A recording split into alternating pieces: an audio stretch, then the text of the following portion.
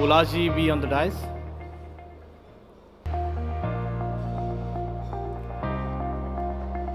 Mr. Sandeep Patel, founder, NEPRA.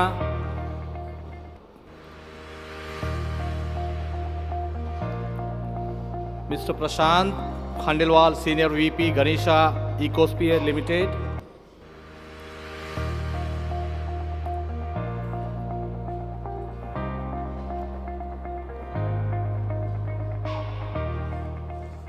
Mr. Stephen Barrett, President, Chemical Division, Balrampur Chini Mills Limited.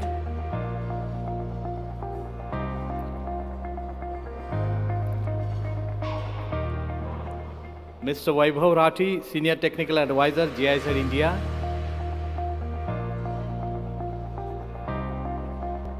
And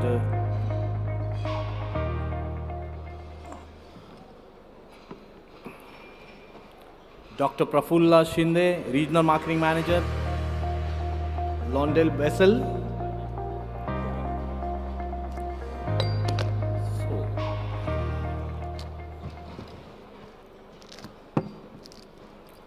I request all the attendees to give them a big round of applause to all our distinguished panelists for joining us today, for spending their valuable time to discuss more on the plastic waste recycling policy, circularity and sustainability.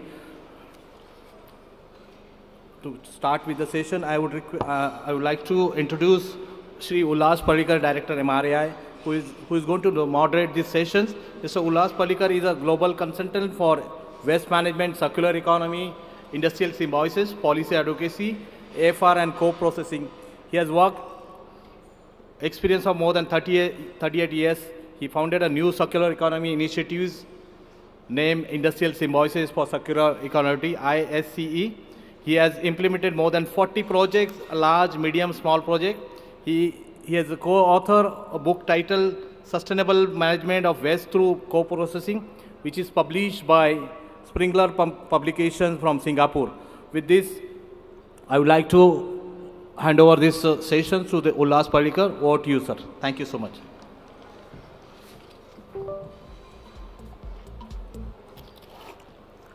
Thank you very much, Mr. Shinde. Good afternoon. You know, I have a very, very knowledgeable and highly experienced panel in the area of plastic waste recycling that we are going to talk about. I briefly introduce each one of the panel members that we have. First, I would like to introduce Mr. Sandeep Patel. He is founder of NEPRA. Mr. Patel is a trailblazer in India's waste management and recycling industry. He is founder of NEPRA Group, working for over 2 decades in waste management and recycling space in India. He is also president of the National Solid Waste Association of India.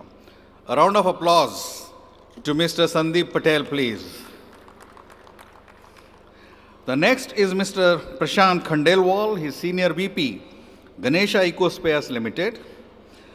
He has headed projects and operations for more than 27 years in plastic recycling.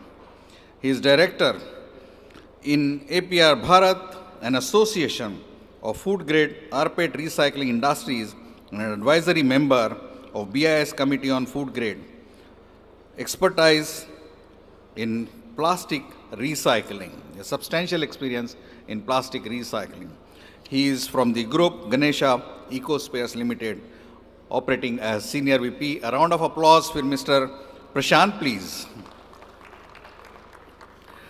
Next panelist is Mr. Stephen Barrett. Stephen Barrett is the President of the Chemicals Division of Balrampur Chini Mills Limited. You may be wondering what Balrampur Chini Mills is doing in plastics, but you will be amazed to know that this is the company which is trying to produce bioplastics, the polylactic acid plastics. And Mr. Stephen Barrett is an expert, and he is in charge for setting up this particular project. He has over 13 years expertise in biopolymer sector, has operated in 7 countries, dedicating more than 14 years to Asia and Middle East. And he has over 20 years of experience in Europe. He has worked in different sections, different sectors, and he has also been able to showcase societal benefits of the well-designed biopolymers across the globe. Please welcome Mr. Stephen Barrett with a round of applause, please. The next panelist is Vaibhav Rathi. He is the Senior Technical Advisor, Climate Change and Circular Economy of GIZ, India. Vaibhav is a Senior Advisor at GIZ. He is an expert in circular economy and climate change with over 13 years experience in the development sector. Successfully completed sustainability assessments and implementation of innovative low-carbon technologies in the cement and construction sector. So we have Mr. Vaibhav Rathi. Please welcome him with a round of applause. And the last panelist is Dr. Prafulla Shinde. He is the Regional Marketing Manager of Lyondell-Basel, established business professional with 18 years of experience in sales, marketing, and new business development in the polymer sector. Core competencies include commercial excellence, market analysis, strategy management, product launch, share growth, market application expansions. So, a round of applause for Mr. Prafulla Shinde, please. So we have 5 very eminent panelists who are going to deliberate and provide their views, share their views on the plastic recycling, how to take it forward, how does it support the circular economy, what kind of policies are going to be favoring, what modifications, new policies are required. So, ladies and gentlemen, you're going to have a fantastic time next about 45-50 minutes. So please fasten your seat belts and be ready. So just to initiate this particular panel discussion in the right spirit, I would like to start a small presentation. I would like to take maybe 5 minutes to set the ball rolling in terms of what is it that we want to discuss. So can I have my presentation, please?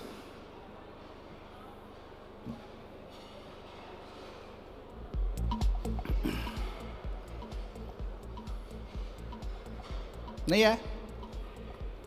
Okay, doesn't matter. So basically, plastic waste recycling, what does it involve? You have plastic waste, which is an ugly to see sight. You need to convert that into an excellent quality raw material so that it can be utilized as a replacement to the virgin materials. So you need, therefore, a processing step. And this processing step has to be such that it gives the virgin quality material out of this operation.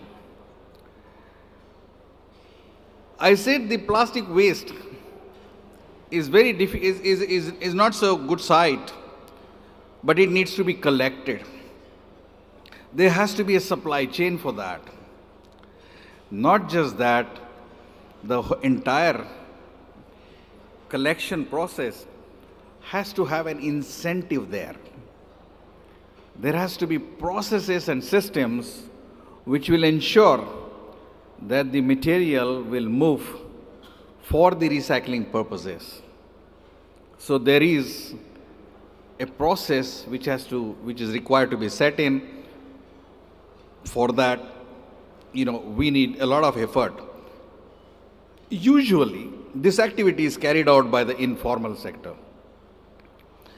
Informal sector, therefore, is a very, very dominant player in this recycling business. Not just from the point of view of collection, but also from the point of processing.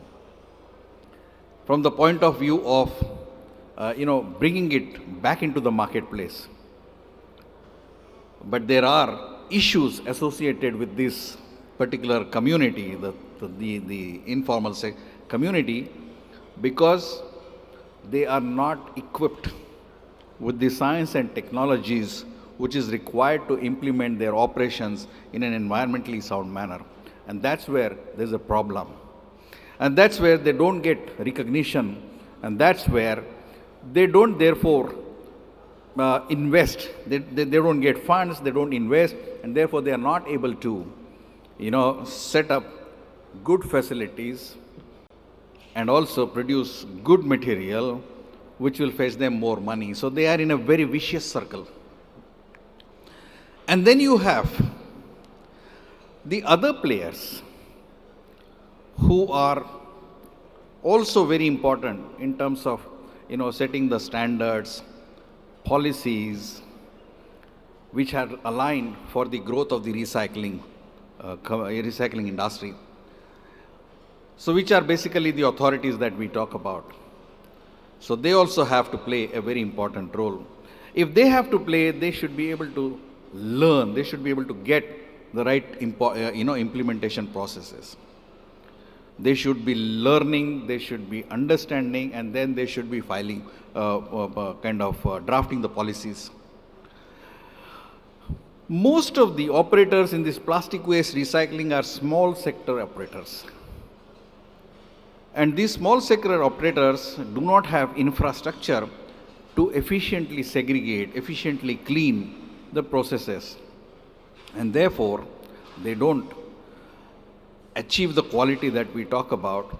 Today we have an EPR mandate where the plastic waste derived materials, the recycled materials as we call them, they have to replace the virgin material, but the quality, to get the right quality material, the small scale industry is not equipped. So something needs to be done further towards that.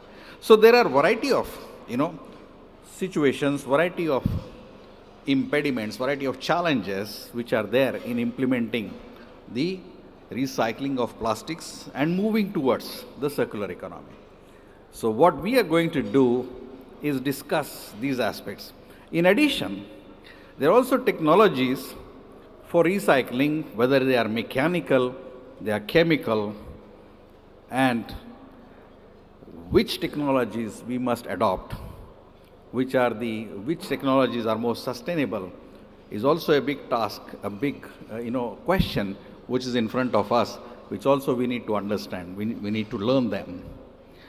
There are also new polymers which have capability of delivering the same result or the application as we are currently doing with other plastic materials.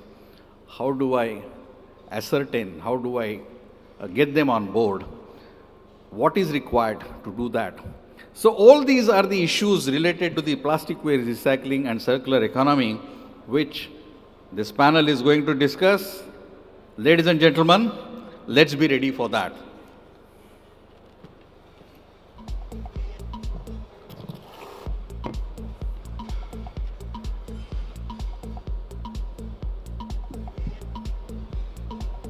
So, I would like to start with Mr. Sandeep Patel. As I said, Sandeep Patel has huge experience in all the sectors of plastic waste recycling, whether it is collection, whether it is segregation, whether it is automation, whether it is recycling processes, and you name it. So what I want to ask him is, since EPR is mandating that the plastic waste derived materials should replace virgin, and I know I've traveled with him sometimes to understand the efforts that he's taking towards this aspect. I want to know from him, what is it that is there in front of us today? It's, I think, around 3 or 4 years this exercise is going on. So what is there? What is the status? What is happening? What needs to be done, if it is not happening? So, Sandeep, over to you. Thank you, sir.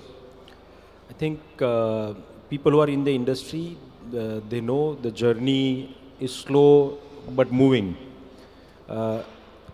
As it happens always that people will always choose the low-hanging fruit first. And EPR is mandating reuse and everything, but the speed at which every single commodity in plastic needs to move, probably that speed is not there for all the commodities. Some commodities are moving way too faster, where probably the risk is going to get much higher for multiple stakeholders, which are going to be probably there in this space. So the imbalance is definitely there in understanding different commodities and how it will evolve. But positive is now people have realized there's a big business opportunity. So a lot of interest coming in from people who are not from the industry, but they want to get into it. They want that EPR should be a silver bullet, which is not the case. So we are also now trying to make everybody talk and understand that EPR is not the silver bullet which will make your business profitable. So you have to have a business model which would be supported by EPR but not be driven by EPR. So I think overall internal stakeholders have started focusing on creating more infrastructure for processing, because end of the day waste management, I always say, is about having a bridge where you can take the toll. So if you have the infrastructure, you might be able to earn from EPR, you might be able to earn from the processing of it, and service your clients with the best possible practices and all. So there is significant amount of infrastructure which is being committed by existing stakeholders from the industry, new industry players coming into play. But there is very small movement to the value chain side of it, wherein the commitment towards value chain development is done by very few people from the sector. Prashant ji and the team are working towards it. There are other companies which are working towards it, where they are looking at how to support their ecosystem. But again, the challenge is always going to be about how you are going to disrupt, because I think the biggest challenge is going to be about building that trust in the value chain.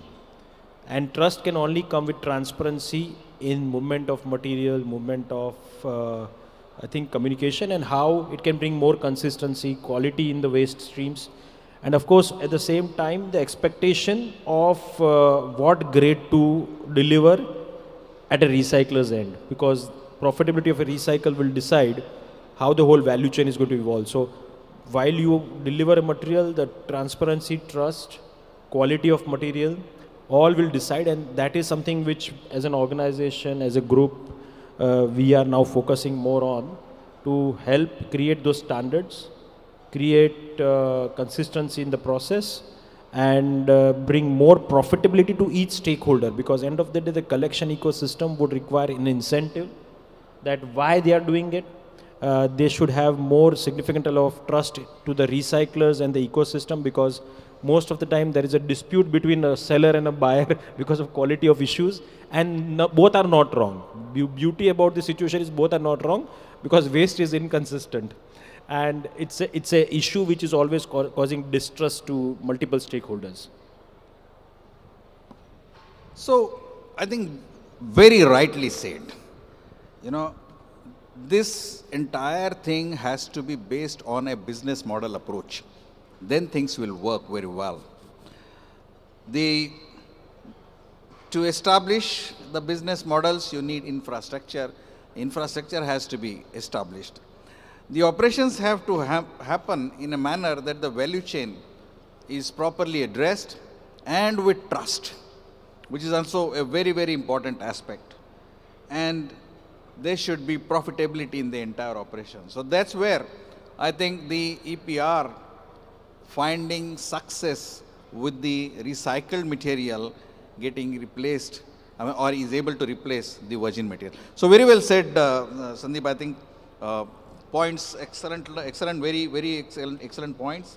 And I'm sure, as we get along, we'll get more details to discuss on this aspect. Now, I would like to move to Mr. Prashant.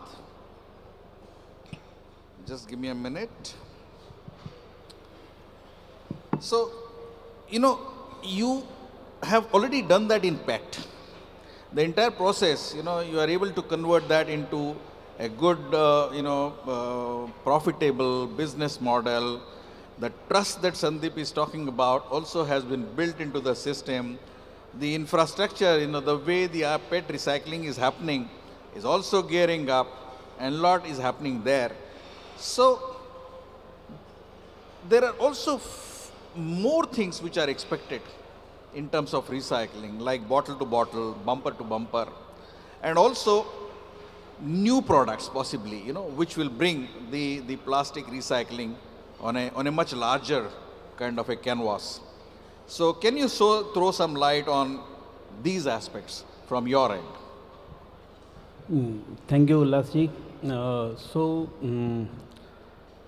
Basically at Ganesha, as you explained that we have started 30 years back in Ganesha Ecosphere for the PET bottle recycling, and at initial stage we were converting these PET bottle into polyester staple fiber, basically the textile chain material. And we have created a complete ecosystem across India and abroad, in Nepal also. In Nepal, we have worked with GIZ also. In collaboration with Coca-Cola and GIZ, we have done a robust collection system across Nepal back in 2013. So basically, and the total capacity of Ganesha Ecosphere is 196,000 tons per annum, generating a revenue of more than 1,800 crore for the current fiscal year. Out of this 196,000, 155,000 belongs to bottle to textile, bottle to fiber, which we have created in last 30 years. But the last expansion we have done was in bottle to bottle, which is more of, as you explained, it is a circular, sustainable accept, because in this you are creating the same product out of same product. So textile, we can say that it is a downcycling of the PET bottle, where we are losing some good characteristics of PET bottles, which can be converted into a better product. One is bottle to bottle, and there are other material also, like furnitures, some composite plastic material, which are of higher grade. This is going to replace into the whole plastic sector. This is going to happen in next, I can say, 5 to 10 years down the line, because of mandatory regulations which are coming in. Plastic waste and management system introduced by Government of India in 2016, later on amended in 2018 and 2022, in which it has been mandated to use recycled content in all plastic packaging, whether it is food grade or non-food grade, which is being implemented from 2025 onwards. So we proudly say that yes, we have done a complete modification across the recycling chain, from collection to putting up a technology which has food grade approvals from stakeholders like EFSA, US FDA, FSI, and to have a faith from the buyers, the brand owners who are using this material. Now we are supplying to all big brand owners across India and globe, Coca-Cola, Pepsi, Diageo, Marico, IKEA. So yes, but this needs a robust system to be established across, because this is not a small thing, it is a big thing, and a very small steps has been taken till now. In this, we have different stakeholders, producers, brand owners, the regulatory authorities, the standards, and the recyclers.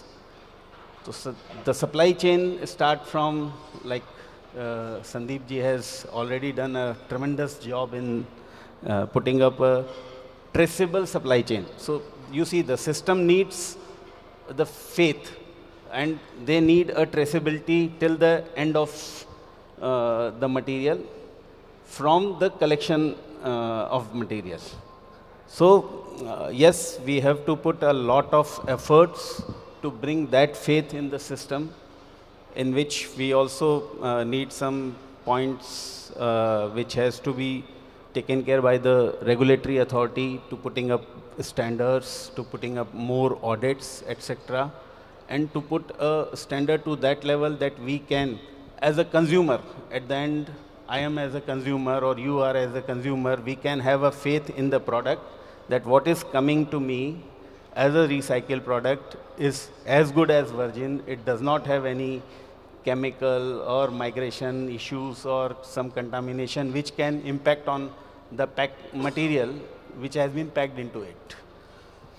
So, you know, see how the things of recycling has emerged. You know, we had initially the PET to staple fiber, yarns, and as I was very anxious to know whether bottle to bottle is happening, already is happening. That's wonderful. Not just bottle to bottle, but bottle to bottle for even food applications. So, lot of effort, you know, is happening towards putting the circular economy in place. And it is not easy, as Mr. Ganesha, or as Mr. Prashant already said, that, you know, you require collection which is very responsible, traceable. You know, where is it coming from? You know, we should be aware about. We are talking about technology which will help achieve the kind of product which is, you know, FSSI acceptable kind of. So, a lot of effort is required to be put, and that's where I think the success gets implemented. And as Mr. Sandeep had said, the infrastructure, the trust, you know, these are all the, I would say, the buzzwords, the right words, the important words, the key words, you know, through which the process of recycling and process of circular economy moves. I would like to come to Stephen, to you now.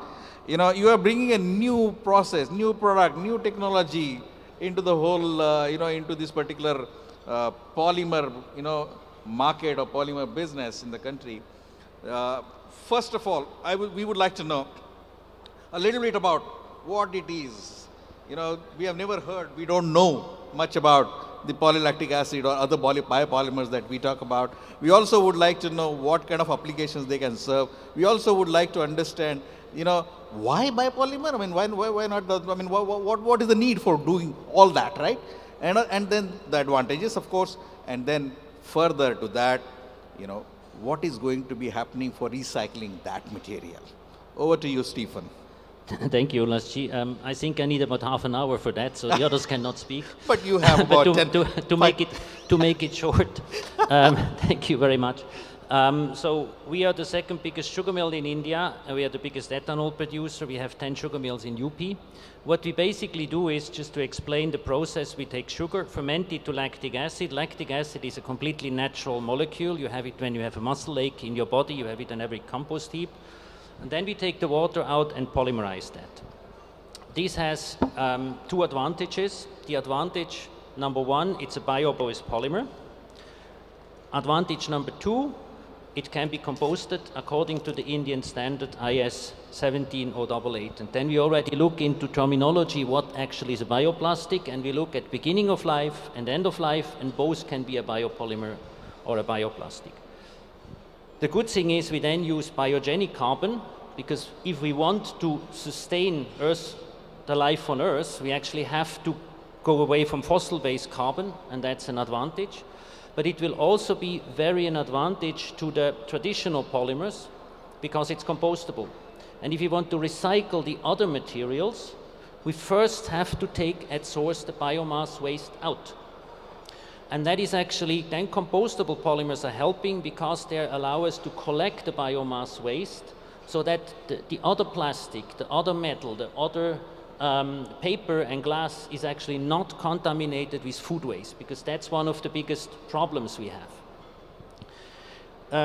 We are looking in setting these up together with the government to actually demonstrate compostability or the better biogas, because that will allow us to generate energy and also fertilizer to replace some of the fossil-based fertilizer with compost in the end. And there's just a study out which says 20% can be replaced with compost, so fossil-based fertilizer can be replaced, and that will be very beneficial. Also because India has roughly 10 to 15% of greenhouse gas emissions from not managed food waste, and that's something which we need to tackle.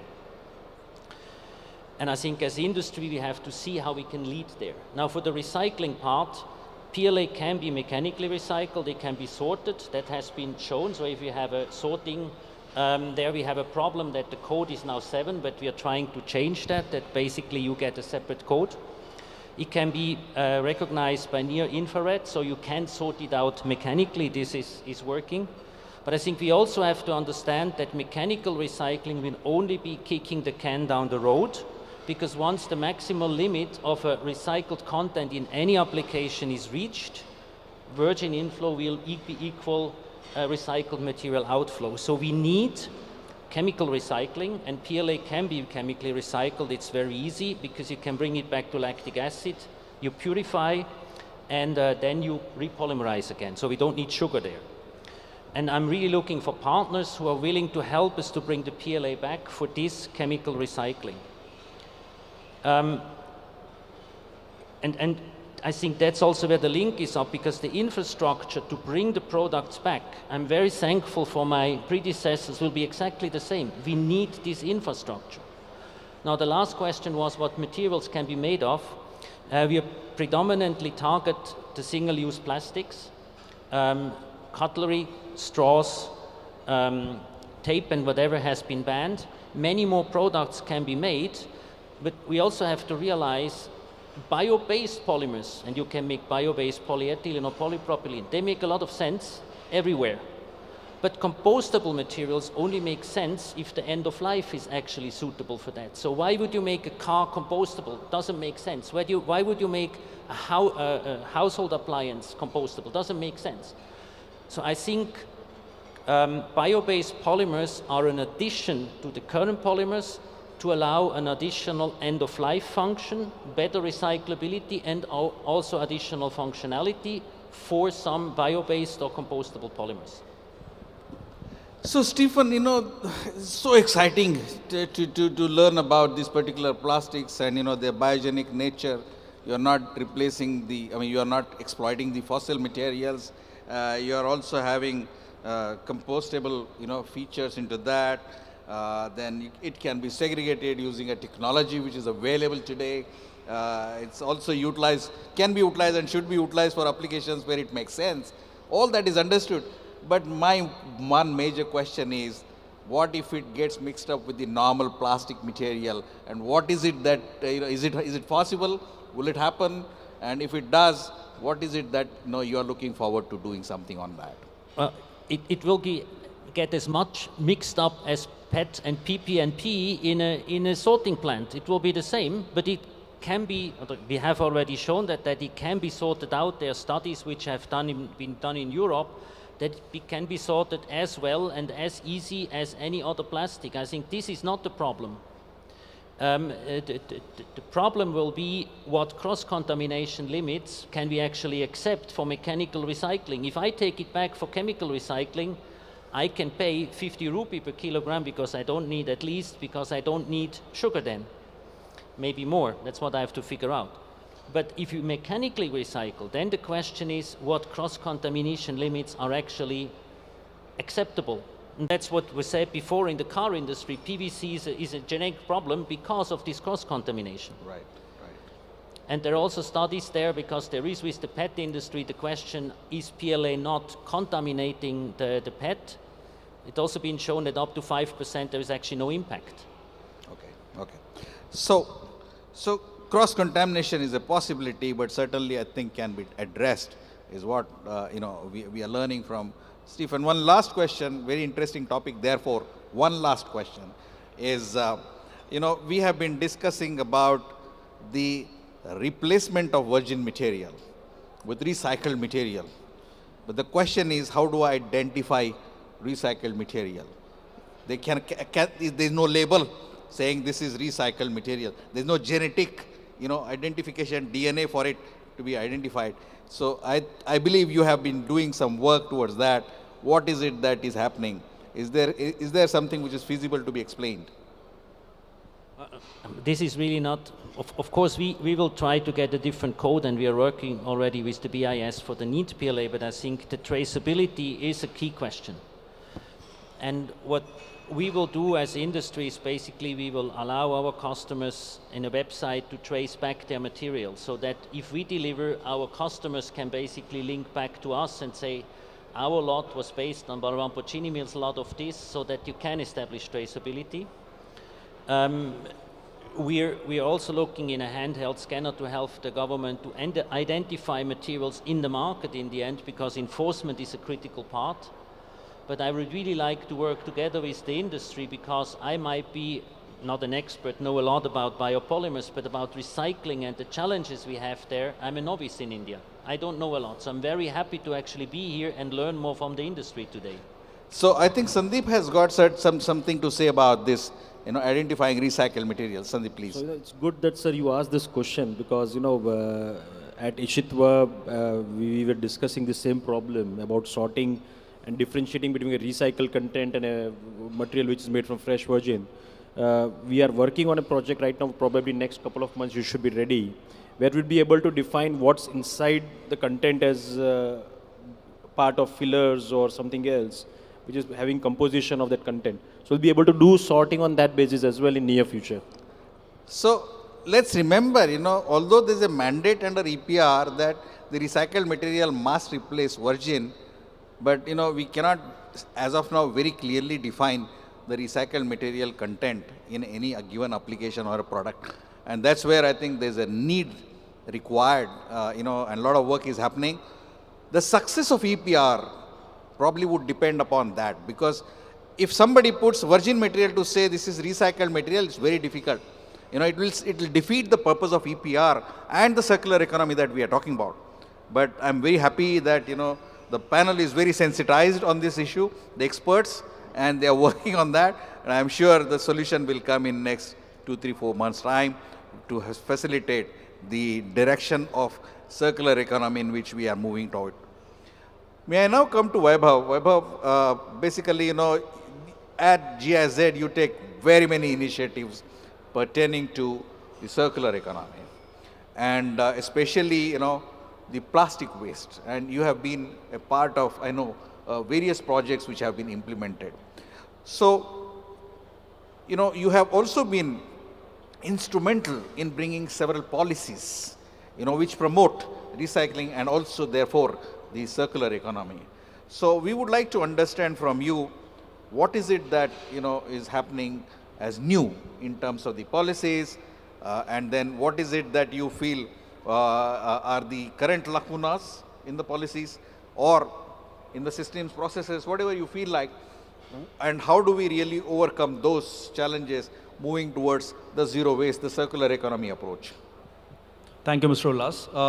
So at GIZ, in the panel, there has been several mentions of value chain. For plastic waste recyclers, the basic thing is they need plastics, and they need it enough quantity and in proper quality. Because at certain levels of tonnage, the business doesn't work. It has to be certain, kind of level of tonnage that a plastic recycling can actually make ends meet, but with enough quality as well. And that has been an issue in India, that the plastics is there, generated by the cities, by the generators, but it just doesn't reaches in enough quantity and proper quality to a recycler. Even if it is there, the technology is available. So few of our studies, which were commissioned by Ministry of Housing and Urban Affairs and Ministry of Environment, were focusing on understanding the value chain of plastics or dry waste in India, and what is the actual value chain which is running in the cities telling us how it is working. So those studies are focused on that. In 2019, we did a study for 21 cities on understanding dry waste value chain in the country. The reflection that the study gave us was a known knowledge, but rather we were now able to say those recommendations with more data-backed, kind of confidence. What it told us was that the value chain of dry waste is not linear in any city. It is very dynamic. The second thing that it told us, that if there is a recycler of a particular material available in a city which is about 150 kilometers radius, that material actually is picked up by an informal sector, because there is a value attached inherently into the ecosystem, because there is a recycler sitting somewhere buying that waste and then passing on that cost to an itinerant buyer, to a rack picker, or our informal sector. But if there was no recycler available, say within this radius, mostly that material was not picked up by the informal sector, which tells us the indigenous knowledge that informal sector has, that they know what to pick up and what not to pick up, because what is fetching them value, what is not fetching them value. But in terms of the technology to recycle, not just PET or PVC or other MLPs, I think India has the technologies to recycle. They are working at various levels because there is a business case for some materials. There is no business case for other materials, because either they are not picked up in enough quantities or quality, or they are not reaching. Second is, there is no understanding of how the value chain works at a city level. So what, through this study, we try to tell the businesses as well as the urban local bodies is that before even thinking of going into an infrastructure investment at a city level to recycle, first understand your value chain and gain that knowledge through the study that we did and the approach that we followed. It took us 3 months or 2 months for a city to understand the value chain. We applied a polygon mapping approach to understand the value chain, where the waste is generated and what waste is going to what distance. And when we mapped that, there were certain ways which were basically ending up very closer to the city, certain ways which are going very far. So for example, PET travels about 1,000 kilometers, still has a business value, but an MLP maybe not, because there is no recycler available. So there was a polygon then started kind of happening, and that's what we said, do a polygon mapping of all the materials and understand which material basically does not have a taker. That was one study. The other that we did recently was for CPCB on understanding how to characterize single-use plastics in the country. Single-use plastics ban is there, but it is not working because you still find single-use plastics in India. How to characterize that? At least how a ULB can characterize. So we prepared, we did a 28 city characterization of SUP, formulated a SOP for that, and now CPCB is instructing all the SPCBs and ULBs to follow that SOP to characterize single-use plastics. Now, in recent future, we are going to do a LCA-based approach on understanding single-use plastics carbon emissions and vis-a-vis an alternative material to that carbon emissions. So for that, we are now building a methodology to assess carbon emissions of single-use plastics ban. What we are essentially doing is 21 items or 28 items are banned across the country. There are certain items which are still there. Polythene bags, you see it visibly. About 90% of the mix in single-use plastics is still polythene bags which are available. But there is an alternative to it. There is a plastic bag to it or a cloth bag to it. What is the carbon emissions, net carbon emissions vis-a-vis if you compare both of them through an LCA approach? So we are developing a methodology to assess the carbon emissions of a plastic bag versus a polythene versus a cloth bag or a paper bag. Similarly for straws. Straws has been a successful ban because we have alternatives for it. But from the carbon point of view, will a steel straw or a paper straw emit more as compared to a plastic straw? That's something that the methodology will tell. And that's what we are trying to build up for MOEFCC. That's on the value chain and also on connecting the carbon linkages to the plastics and its alternative. The other part that we are working on is financing. The gentlemen sitting on the panel, I think they are outliers in terms of banks see them as kind of bankable assets to give loans to because they are so big. But there are so many recyclers in the country which are not that big. They don't kind of make ends meet, and that's why they are not a profitable kind of businesses for banks to give loans to. Now, how to change that mindset of banks for smaller to mid-sized companies? We have developed a product specially for waste management. We are calling it as risk sharing facility. It's something, not a new concept. It has been done for solar in the past. We have done it for waste management companies in which plastic recyclers are a part of it. What it does, basically it buffers the risk on the default. If a plastic recycler defaults on the EMI, it buffers that risks. And this is basically, initially we have seeded it with about 40 million, with about 4 million euros. but right now it is housed in SIDBI. And now SIDBI is actively promoting this RSF and trying to get more funds to, kind of expand it to 100 million or 200 million euros. Even Ministry of Housing and Urban Affairs is very much interested in expanding this RSF so that, the kitty size increases. So that is on the finance part that we have done. So with all these measures, at the national level and the state level, what we are doing is we are trying to support EPR.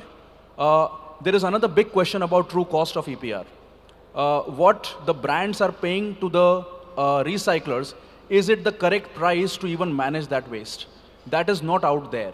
And that's why I think Sandeep was mentioning EPR should not, kind of drive recycling, but rather be a part of it. It would have been driving recycling if the true cost of recycling was given. But that is not the case. But there are no studies for it. Wonderful. Well, I think the most important takeaways are in that the collection happens if the opportunity for recycling and therefore economic opportunity is there. That's something. So systems have to be around. Then the circular economy will get promoted. Otherwise, only one single plastic where the recycling is available will happen. The other plastics probably will remain and will go into the dump yards. There are several other angles, which the business has to look at from finance point of view, from quality point of view, the carbon emission point of view. So several aspects have to be looked into while designing the policy is what I think I'm just, I'm able to understand from what the deliberations of Vaibhav. I come to you, Prafulla. You are a market leader in terms of, developing the technologies, manufacturing the polymers, marketing high quality materials, etc., etc. Now, given the situation of the collection difficulties, the operational difficulties, the policy difficulties, etc., how do you think the process of circular economy should be moved from your consideration? Yeah. Thanks, Ullashi. And it's a really right question. And I think I'm the last here to conclude on, so I'll give a justice to this question. So what we feel is that the challenges are actually also bringing a lot of opportunities on the table today. So when we talk about waste management as a challenge, then as a largest polymer producer in the world. So when we talk about the footprint of polymers, we are, I think, 450 billion metric ton is a total polymer consumption of the world today. And out of that, most of the consumption is happening at a APAC level. And in India, when we talk about it, so each and every polymer which we are collecting today, even if it is a PET bottle or if it is a PP rigid plastics, or if it is a flexible milk pouch, or even MLP, right? So we have certain degree of contamination, which makes it more challenging. So whereas technology producers, where we are actually having more than 100 years of history for making the polymers, it was a challenge for us almost a decade ago that how we can make sure that there is no contamination which will be carried forward, and it will not be a part of the human adulteration, because you are going to pack the food into it or lot of other stuff, or even healthcare, which can cause certain issues. So I think today we have a great technology platform available, which is able to trace mechanical recycled polymers, get it back to the mainstream, and also give a right application platform. When we talk about available PCR from the mechanical recycling, most of the solutions are already ready, and thanks to even a good waste management systems which are coming up in India, we are able to do various drives with the end users. Just to add on that, the large-scale problem in India, which is about the dry waste and wet waste, right? So we always see there's a food adulteration, which is actually coming forward. Food, deteriorated food, as well as deteriorated plastics, which is having a high risk to move forward into the mainstream. So we have developed certain advanced chemical recycling models, which we have started scaling up since last 2 years.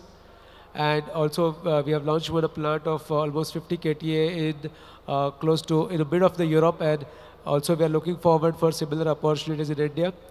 And that is something which is going to be a show changer, because advanced chemical recycling going to have a strong connect in between the petrochemical industry and the waste management systems. So whatever the type of waste will be, the advanced sorting will give a right feed to the advanced chemical recycling, and advanced chemical recycle will able to make indistinguishable polymers which are as similar as the virgin polymers, and that will solve the entire purpose of the entire for all of us.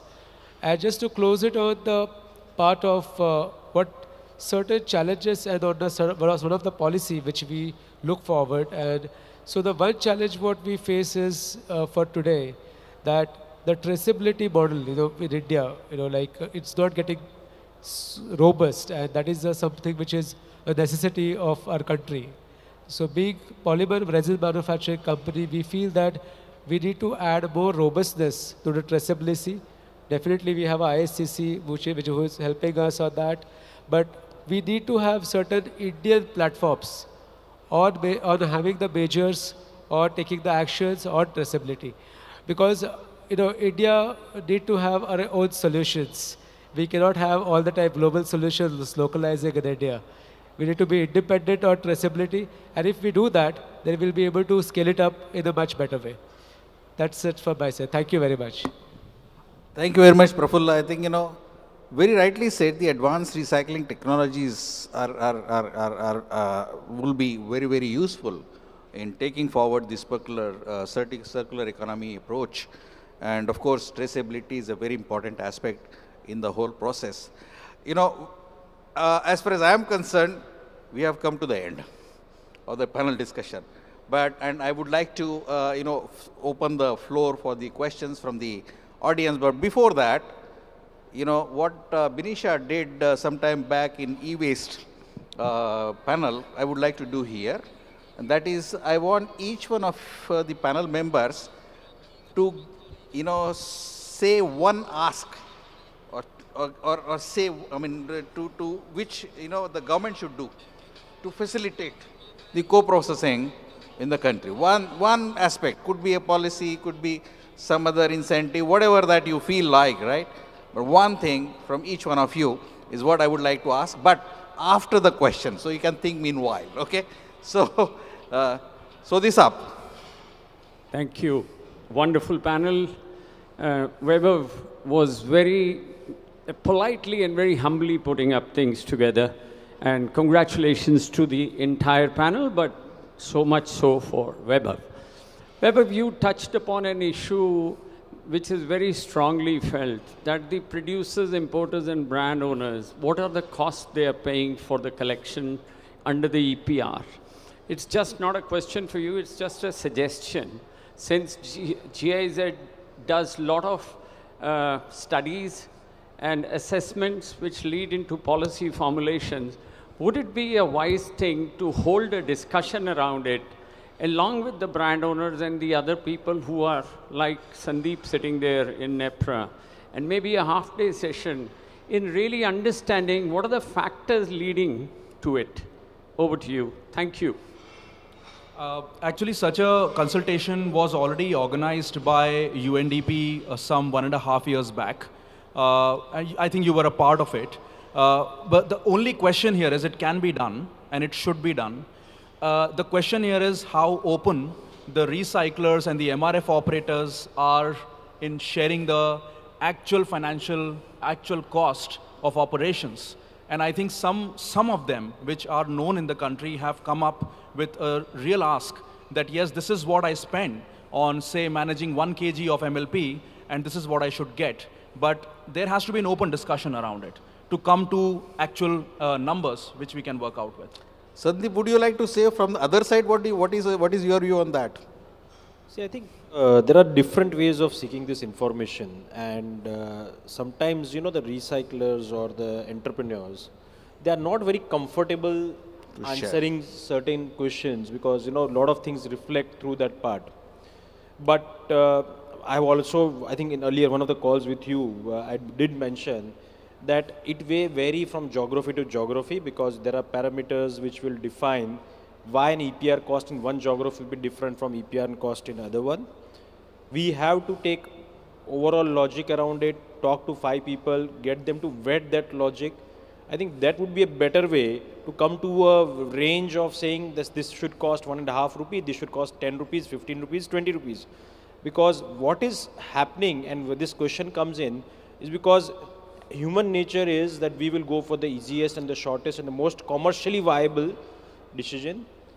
And what suffers is the rural part of the country, what suffers is the much tougher to access by road part of the country, that is northeast or the hilly areas.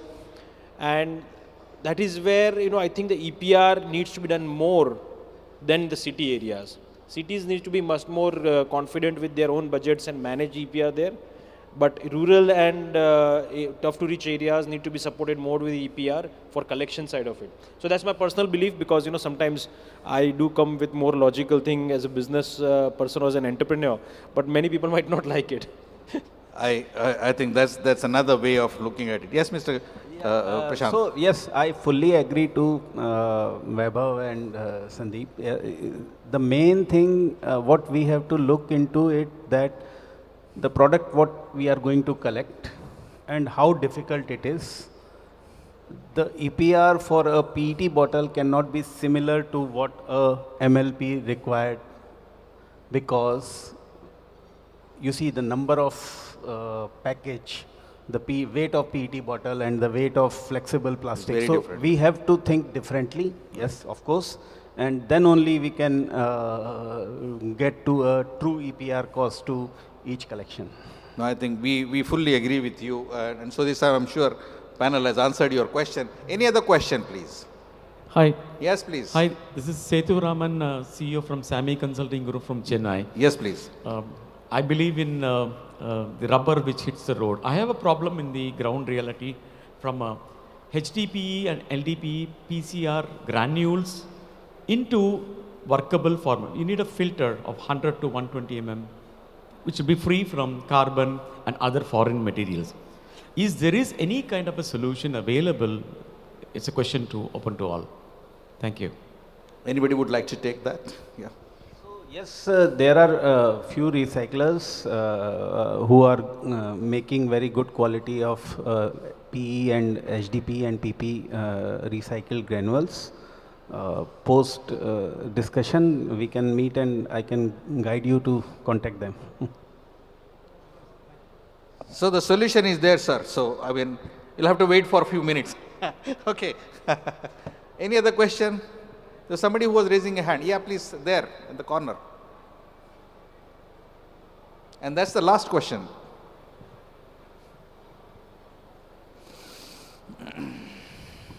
Hello, this is Brian Oppe from ADREM. A couple of you spoke about advanced recycling, chemical recycling, especially for the PLA material. My question on that is, if you have polyethylene, polypropylene, this can be easily mechanically recycled. Of course, for food-grade material, it's not always possible. For PLA, you're speaking about chemical recycling, but can the cost of chemical recycling compete to virgin plastics? Because we have seen that there were a lot of investments the last few years. A lot of these investments have been cancelled because they cannot compete with the virgin plastics at the moment. Yeah, Stephen. I think that's, if I would have the answer here, I probably wouldn't be sitting here. But I think it's a very good question. I think the problem I see is that mechanical recycling is the kicking the can down the road. We'll not be able with mechanically recycled to recycle it forever. We basically then go into different application. It has already been said, we go into fibers, and in principle we start to replace other materials with it. And the question is, do we really want that? To replace wood with plastic, to replace cotton with plastic, to replace floor tiles with plastics, ceramics and so on. Is that the intention of the government right now? And I think they don't realize that. Now to the cost aspect, I cannot really answer this yet because I first need to be in operation, but I think we are not going to be far off. But then we have a material which can be more or less indefinitely recycled. And this is exactly the question of, can you ensure that the cross-contamination be taken out, or the dangerous contamination for like recycling, and not for downcycling? That's for me the key question. Yes. I want to say something, add something to what the gentleman said here. So cost of operation, the fixed cost will go down if the scale is going up. And when we talk about today, if suppose I want to, for my own organization, if we want to even have 10% replacement of the virgin plastics from the fossil fuels to the other feedstock, so there, the advanced chemical recycling will only help us because that scale is not possible with the mechanical recycling. So we are talking about minimum 1 million ton per month kind of a scale. So it is very difficult to address with the mechanical recycling technology. And once we are achieving that number, then definitely the unit cost will come down. That's a simple mass balance approach. Yeah. Thank you. Okay, so I think that settles the panel discussion. I'm very happy, that we have concluded. But the one ask that I have requested from each one, what should government do, or what somebody should do, or the system should do to promote circular economy according to you? It should be a fast pace. So I think Department of Waste Management was something we discussed and initiate across various departments. So Department of Waste Management and Recycling should be there. Okay. Basically, PWMS 2016 has laid the path for plastic recycling. But yes, the targets which in India we have made for achieving in next 5 years down the line, we want all the stakeholders to work very fast, especially the government agencies, MOEF, CPCB, BIS, FSI. Everybody has to go faster to put the regulations, to set the standards so that the industry can match to the expectation of the regulations and the government. Yes. Okay, great. Stephen, please. Enforce the single-use plastic ban for all raw materials, or Okay. for all materials. Okay, wonderful. Vaibhav?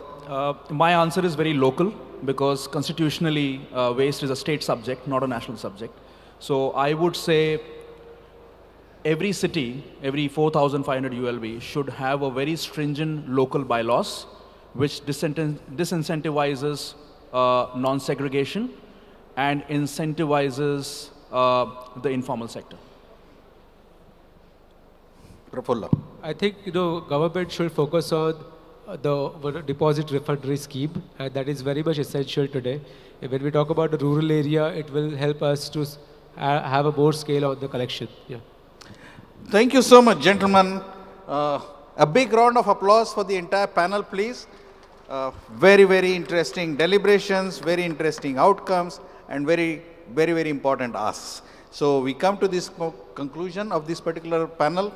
I think we need to do the honors. So may I request Pramodji to take over the dais. So it was a really wonderful and knowledge-driven session, and thank you so much for giving your time and really very, very informative to all of us. Thank you so much once again. I request all the attendees to give one more round of applause to all the distinguished panelists on the dais. Thank you so much. With this, we end this session here. And before I would request Mr. Sanjay Mehta ji, President of MRAI, to do the honors to all our distinguished panelists. Thank you so much.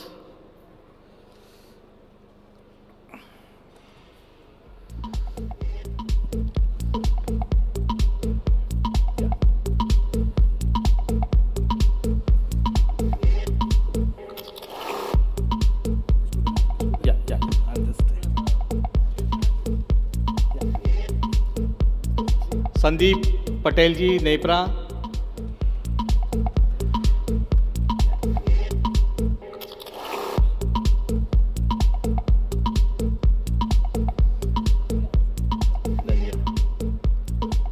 Then Prashant Khandelwal ji. Yeah, Vinisha ji.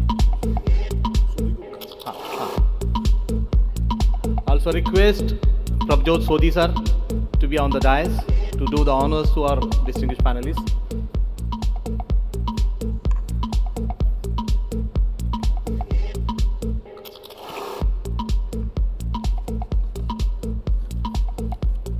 And I would request Vinisha ji to to felicitate, yeah, Mr.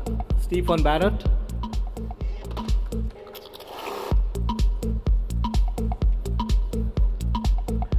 I would request Binisha ji to felicitate Mr. Rathi from GIZ.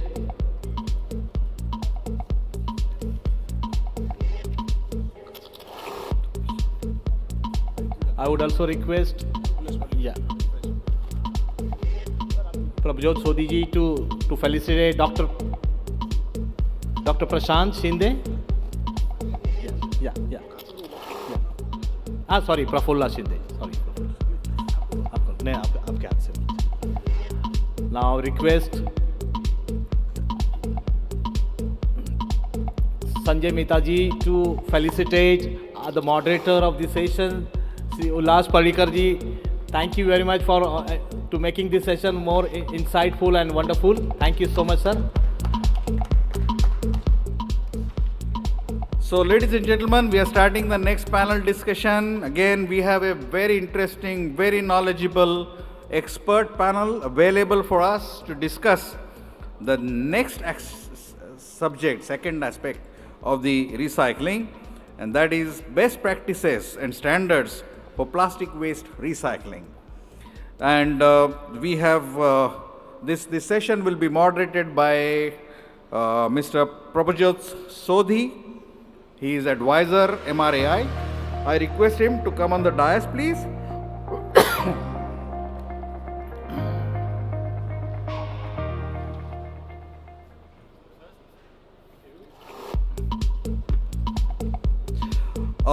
Mr. Prabhjot Sodhi has over 40 years of experience. He was senior director, program director, he is the senior program director now at Circular Economy at Center for Environmental Education, CEE. And also he is on the advisory board of MRAI. He has been developing several innovative models for promoting the circular economy. While in UNDP, he was the director in UNDP, and then subsequently also now, after his tenure in UNDP, he is doing that on a very large scale.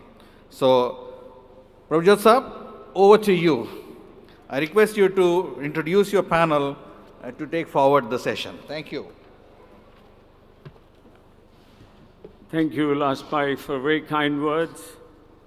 Much appreciated. And ladies and gentlemen, a very good afternoon. We have a lovely panel here. I'm sure you're going to enjoy. It's going to be a bit differently handled than the previous one. The aim to bring littered plastic back to give it second life. Welcome to the show. Thank you very much for being with us. And ladies and gentlemen, now we have Vishal Mehta, a young professional who is a startup, and he is wonderful. I was overhearing and talking to him. It'll be an eye-opening thing what he's doing at Unwood, a startup incubated by Steer World, which is spearheads and development of economic-friendly material that transforms waste plastics into high-performance wood alternatives. This is a very important aspect, and you would listen and hear and see what he is doing. Can be mechanized using traditional woodworking tools, offers stylish solutions, and 100% recyclable. Now, thank you for joining us. The panel is complete. You are there. I am just the facilitator. But before I go on, let me put some thoughts to the issue which we are talking about today, recycling to promote circularity and sustainability. You know, in the morning, in this very place, the Additional Secretary, Ministry of Environment and Forest, Mr. Naresh Palji said, our plastic EPR is now having 3,000 plastic recyclers. And that manifests to say that the EPR in plastics is laying the real foundations for the country, because it has been taken with the people's voice, and 10 to 11 amendments have happened.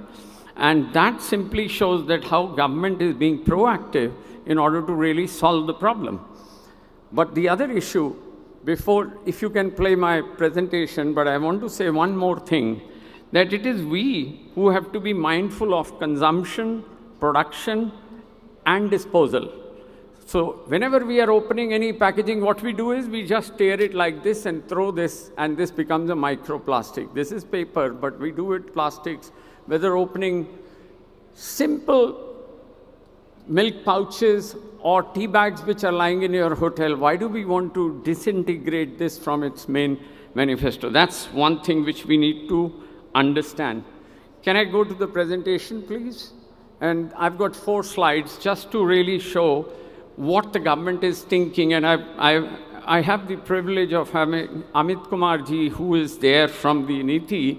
These are NITI's figures, which tells us about that how much of plastic we are going to recycle in the coming 10 years. So, is it happening or shall I keep going? Okay, so while it comes on the board, you see this presentation. This is figures with the government. 2030, the demand is going to increase, but our production is going to go low. So that's where we are meeting the international treaty standards. What we are trying to say and what this MRAI is trying to talk about is 35. We are right now about 5 million metric tons, and we are going to go 35 within the next 10 years. Brilliant. This is exactly what we are looking.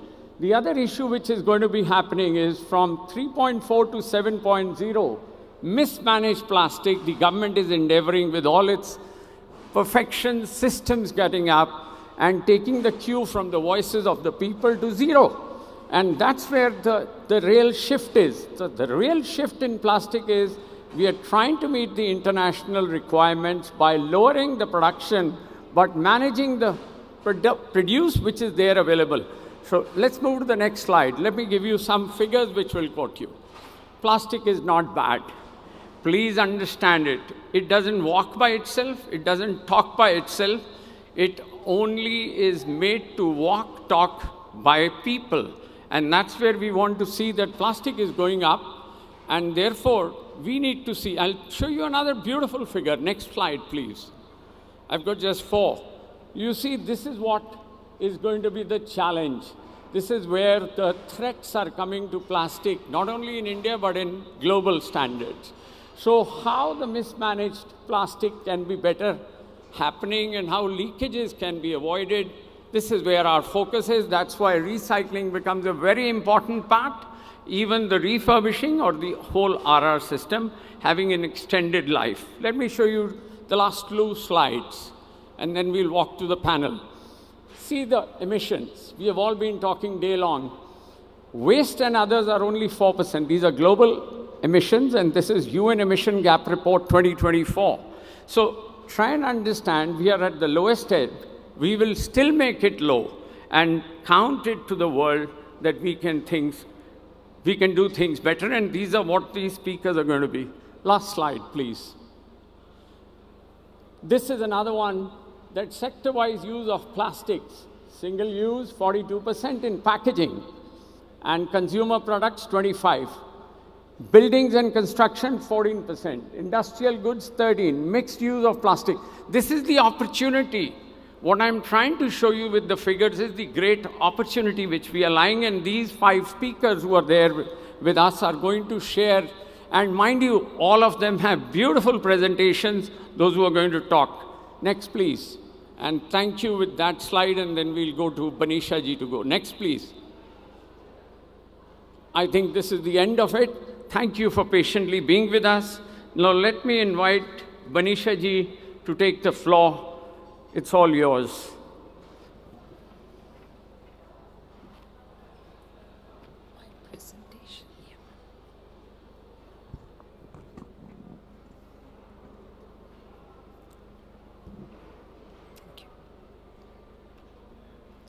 Good afternoon, everybody. This presentation is not just about plastics, but I would like to introduce this concept because this is the first of its experiment in the country, especially with the rural sector. So we have established a circular economy hub We are not calling it as a circular economy park because it's not at that scale of a park with a lot of exchange of waste happening. But this is a park, I mean, this is a hub where we are planning to introduce this for 20 villages in Kolhapur. So it is an experiment thanks to Kaneri Mutt, because this has been an initiative which has taken up by a religious institution and involving all the villages which is in the vicinity of this particular ashram. So the idea is that it will be a hub which is attempting a zero waste for all the villages, and it is also trying to see how much of the recycled material at this hub can actually be plowed back into the villages and it can be used in the villages. So this is the kind of an experiment. It's a pilot project, and this is in Kolhapur. The villages near this Kaneri Mutt, you can see this is the 20 villages. The list is also provided, and this actually caters to 65,000 people. It will also be scaled up to 100 villages in the same district. The framework for this kind of a circular economy hub, the anchor or the host organization is Siddhagiri Mutt, and they have established, they've actually provided the space for it, and already the hub has come up. The space, the sheds, and also the startups are also in place. In fact, one of them is Steer Technologies. We have Vishal here.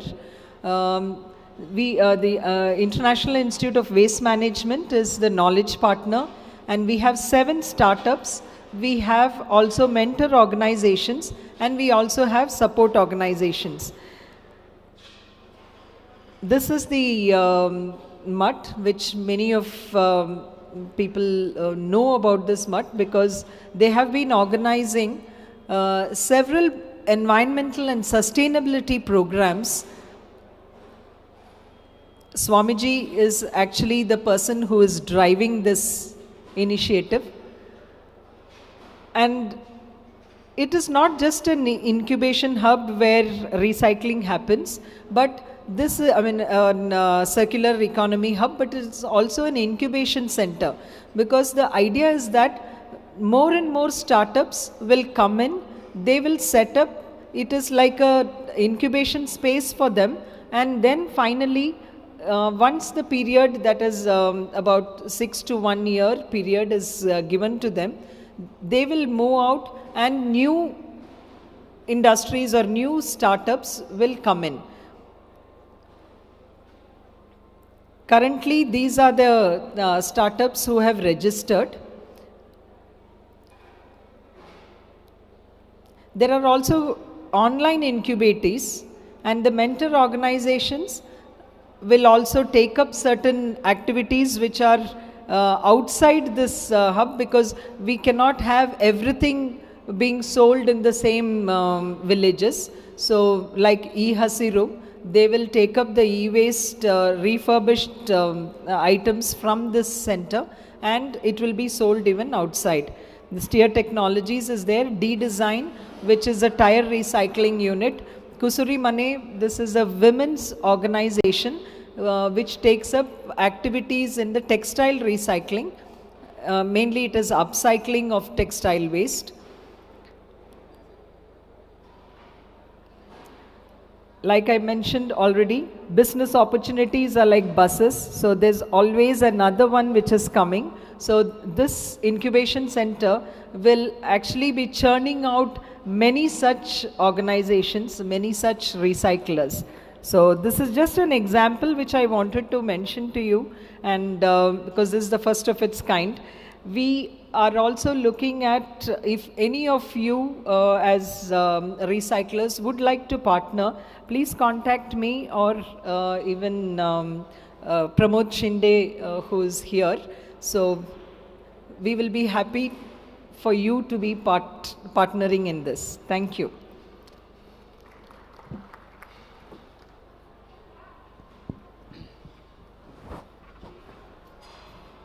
Thank you so much, Banisha ji, for really making this in a very quick manner, but I think so a lot of thought has gone behind it, and with the mentor organization and the startups and the various ways you have covered. Let me go to Shivam Dwivedi. Floor is yours. Shivam, we are really looking forward for the pointers which you are going to touch base. Thank you so much, sir. Good afternoon, everyone. So I'll try to go through the what is standards, what are the benefits of these standards, and how we are, what is the process of formulation of standards. Then I'll talk about certain standards which are available for recycling, which has been published by BIS. Okay. So first of all, what I feel, what I have interacted with many industrialists, many manufacturers, many recyclers, that they are not aware about what is the process of formulation of Indian standards, how we are formulating the standards, and how they can participate in the formulation of these Indian standards. So the first question is, what is standards? So basically standards are the documents which provides a solution for a repetitive problem. Generally BIS does not publish a standard for any new technologies, but yeah, if need arises, we can do that. But the majority of the standards are for the materials or for the products which are already in the field. So if we talk about what are the benefits of the standards, so yes, one of the major benefits is it can be used to enhance the quality of your product. Then it also has several other benefits, like it can, facilitate the trade. It can also provide a level playing field to all the manufacturers if it is implemented. Then also it is one of the important role is to safeguard the health and safety of its consumer. Next is, this is just a structure of hierarchy of committees in committees which we have in BIS. So the bureau, that is BIS, then we have a standards advisory committee. It is a apex body which suggests what should be the area of the standard, what should be the area in which BIS should publish the documents. Then we have a division council, so it is a kind of a technical committee which deals with the area. Like we have around 15 division councils in BIS which works in the different fields. Then we have a sectional committee, so these are the major technical committees which work in the field of respective areas. For plastics, we have 3 committees dealing with this. We have PCD12, that is Plastic Sectional Committee, PCD21 and PCD27. So I would love if any one of you would like to be the part of these committees, because it is very important that you should be the part when we are formulating any standards. So you'll be aware what are the things, what are the areas that has been covered during the formulation of Indian standards. So then we have different structures, subcommittee, panel. So just for the information of you all, then this is the who are the representative of these committees which we have. So we have consumers, then we have regulatory bodies, we have industries as well, around 33 to 40% we have industries. Then from laboratory and academia we also have these as a member. So this is just for you all, it is very important to know that there are 6 stages in the formulation of Indian standard. Stage 1, which is a new work item proposal stage. Please note that this any work item can be proposed by anyone. So if you all feel that yes, there is any product or any process for which there is a need of standards to provide the way, then you can always propose a standard. Then there are different steps which are used for the formulation of these documents. Then another important stage for you all is wide circulation. So this is the stage where we circulate the draft which has been prepared by the committee for our public, so they can review the document and they can share the comments. So it is your responsibility to review the documents which is pertaining to you and provide your comments to us so that they can be deliberated and discussed during the finalization of the document. So then it is just a formal procedure then for finalization and Indian standard. Okay. So this is about the department which I am from, Petroleum, Coal and Related Products Department, which deals with the different sets of subjects, starting from petroleum, cosmetics, coal, rubber, plastics. You can always visit our website to review all these. The three committees I have mentioned, PCD 12, 21, 27. PCD 12 generally deals with the raw material part, PCD 21 deals with the packaging part, and 27 is the test method committee. Okay, so if we talk about the Indian standards which we have, the important standards which has been referred in the plastic waste management rules, that is IS 14534. So this is standards talks about the recovery options we have for plastic recycling. That is either it can have material recovery or it can have energy recovery. So major focus of this standard is on mechanical recycling, but also it also talks about the little bit aspects of chemical as well as organic recycling. So another aspect which I heard in the last session about the identification of whether any material is a recycled or a virgin material. So yeah, the standards tackle that subject. So it provides a mass balance approach where you, with the help of traceability and audit, you can certify whether your material is virgin or recycled. Then next standard is IS 14535. This standard is quite old, so we are in the process of revising it. This standard covers every polymer which we have. But yes, it is quite old standard, so we are revising it. And if any one of you would like to participate, we will be happy to have you in our panel and Murky group. So yeah, you can also have that. And next is IS 16630. The standard which you are seeing is of 2018 version, which is for recycled PET. In 2018 version, we have covered the aspects of only for bottles, but yes, this is under revision, and we have extended the scope of this standard. Now it is covering every PET, starting from bottle to every other forms as well. So it is under publication, and it will be available, I think within within a month. It will be available for you all to review. Then we have IS 16591. So it is for PE and PP mixture. The majority of the waste we are tackling is either PET or PE and PP. So for PE and PP mixture, we have this standard. So it is a kind of a designation standard, in which you have to give the 4 parameters, or you can say you have to declare what should be the values of these parameters, that is composition, melt mass flow rate, density, and color. So it is totally up to the recycler to provide the information, and it is up to based on their declaration. Next is ISO 18694, which is the adoption of ISO 5677. It is a quite elaborative standard which provides the details of every test parameters or quality parameters which can be used for the P and PP, starting from their identification, which is based on through DSC, then covers the different aspects. Yeah, thank you. Thank you so much. I think I'm on time. Yeah, thank you. Shivam, thank you very much. And ladies and gentlemen, I must tell you that, government is very open, very proactive. You saw Shivam saying 3 times, anybody who is welcome, anybody who wants to come on to these committees are welcome. The BIS, I must tell you that, I'm in one of their committees on ecology and environment, where we are talking all the subcommittees. So please volunteer. We will certainly have Mehta Sahib is sitting here, Sharma ji is sitting here, both of them who are the doyens of this whole recycling MRAIs. So I think these are the opportunities we must latch on. Your experiences, your thoughts can be easily brought in. Shivam, thank you so much for giving this proactiveness to us. And everybody's trying to take photographs of your presentation. I'm sure Pramod is going to make these presentations available.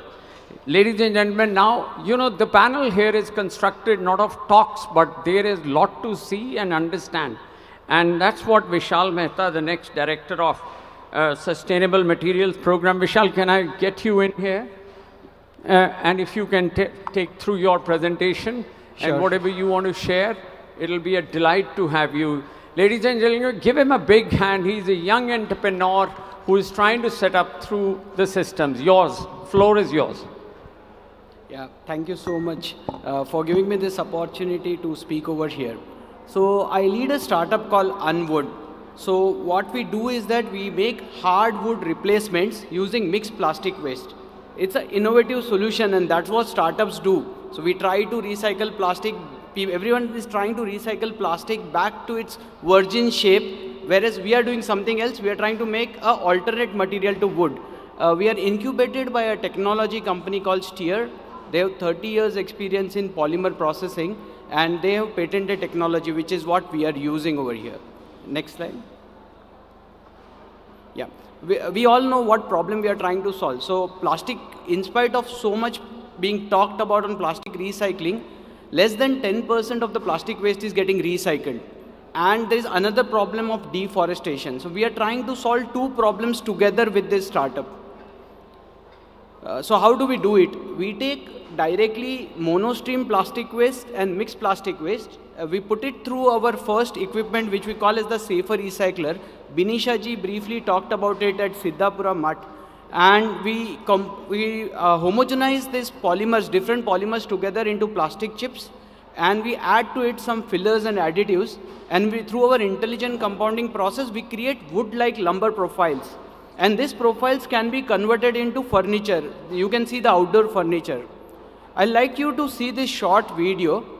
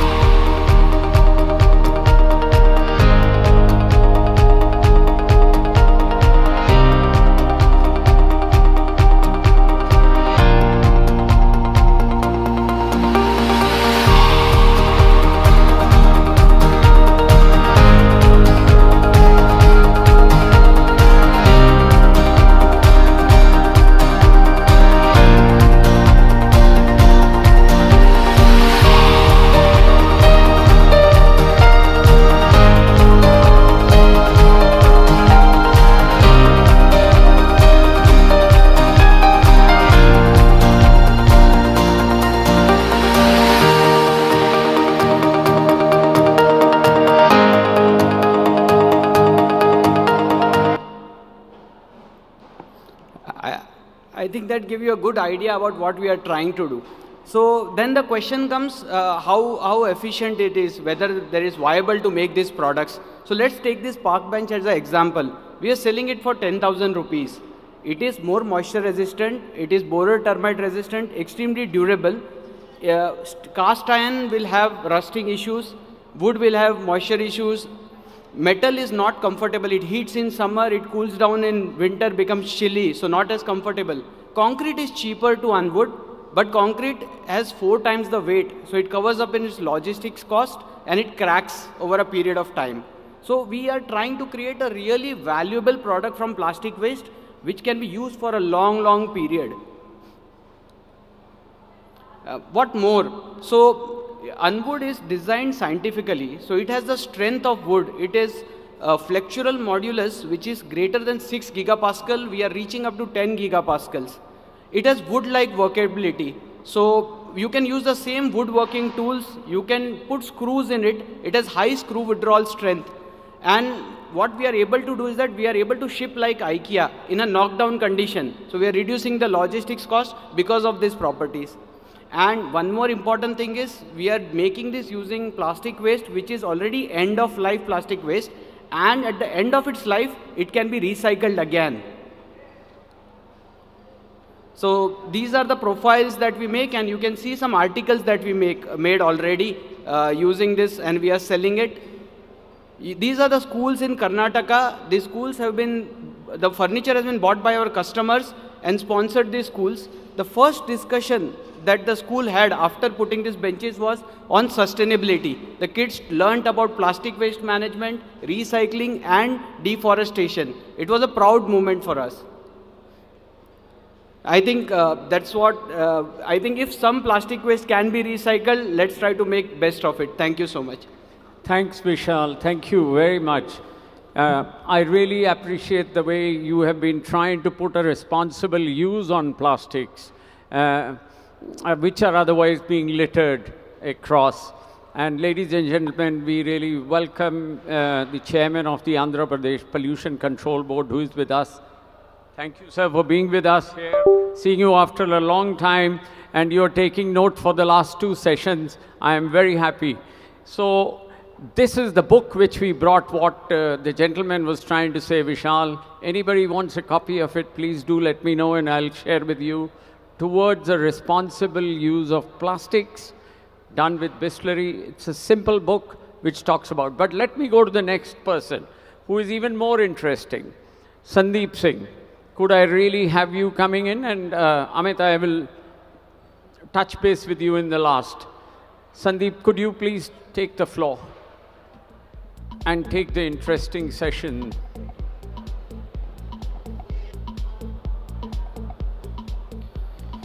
Thank you, everyone. In the last session, it was very clear that importance of segregation and sorting. With Stefan, Sandeep, Prashantji, everybody is talking about that waste has no value if it is mixed. Waste has enormous value if it is segregated. So let's, traditionally, human has been used for a segregation of the different categories of the waste. In some developed world countries, you will find that reflection sensor-based system has been utilized for segregation of the waste. In our involvement of 10-12 years in the waste industry, we realized that a reflection sensor-based system is not a great solution for mixed article sorting. Waste is often contaminated, reading goes wrong. Waste have multiple layers involved or stickers or labeling involved, again reading goes wrong. If waste has a dark or black color objects, it absorbs the light. So reflection-based sensor systems were struggling to provide an economically viable, logical solution for the waste industry since ages. So what we have created, on the left-hand side, if you see, it is an image which human eyes is seeing. On the right-hand side, how our machine vision is looking at this image. It has capability to identify polymer, shape and size, colors, different layers of the object, flexible objects. We are at a 3.2 meter per second speed. We are able to identify the brand level of information. And it is not OCR. It is not just reading the labels. Even if there is no label on the packaging, we can identify what brand we are talking about. So rather than explaining in words, let me show you a video clip so that you understand what we are talking about and how we are creating impact with this solution. So this is what we have created with this machine vision. We have created an air sorter. We call it Suka. Suka is a Sanskrit word which means solving puzzle, and this is what we are trying to do for this industry.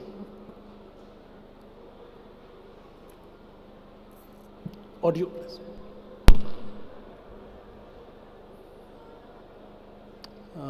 Across the country. Can recover the material from the mix form.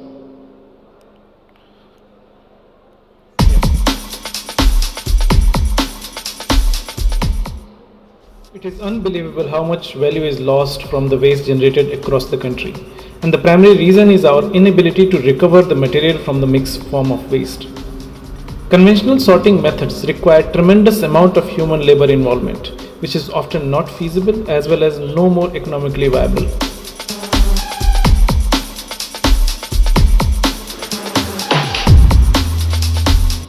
With our AI-powered sorting solutions, we plan to change how material recovery is done at MRFs as well as how purity is ensured at the recyclers. Our AI tools are trained for millions and millions of waste classifier images, and they can identify the material on a very high speed build. With the help of Industry 4 tools, we are bringing automation to one of the most challenging area of waste management. We are working with a range of players, starting from facilities which are recovering material from municipal solid waste to recyclers which are producing high quality recycled material from the waste. With the help of this tool, we have created fully automated material recovery facility. For segregation, there is no human touch involved here.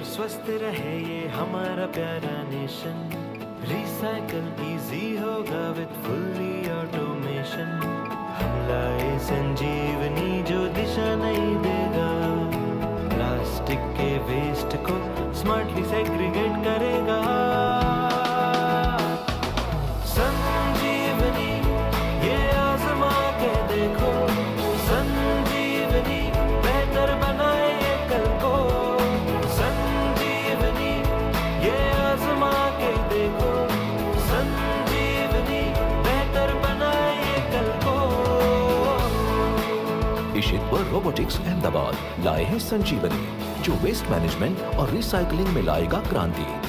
Fully automated AI based smart technology के साथ जो काम करेगा 24/7 और देगा consistent quality, बढ़ाएगा profitability और मजबूत करेगा वैल्यू चेन पार्टनरशिप को। इतना ही नहीं, यह है कस्टमाइजेबल और स्केलेबल। तो आइए साथ मिलकर देश और दुनिया को बेहतर बनाए और मेक इन इंडिया के एक बेहतरीन आविष्कार का स्वागत करें। संजीवनी ये आजमा के देखो, संजीवनी बेहतर बनाए ये कल को। संजीवनी ये आजमा के देखो, संजीवनी बेहतर बनाए ये कल को। Ishitwa Robotic Systems, we sought to create value. Everybody sitting here should feel proud. Right now, it is recognized as the world's most advanced plastic recovery solution, 100% made in India, engineered in Bharat. We have filed 18 patents across the globe for it. And the way we are recovering material is solving the circularity problem to the nail. You need food grade sorting, we do it. You need cosmetic grade sorting, we do it. If you want to separate, melt flow index based material sortation, we do it. We ensure what kind of output you will get after the mechanical recycling process. We can define that. That is something which can now possibly be in control. But sorting is not, since we are speaking in MRI, so I took a liberty to put a few more slides here.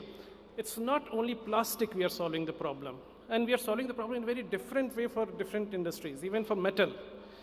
When material is picked up in a mixed form for metals, not only contamination is checking is important, it's also important what is the quality of input feedstock you are getting. Like what is the rust level? It is a stage 1, stage 2, stage 3.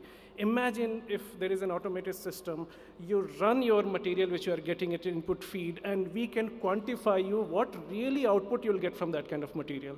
That is also possible with our technology. So we are,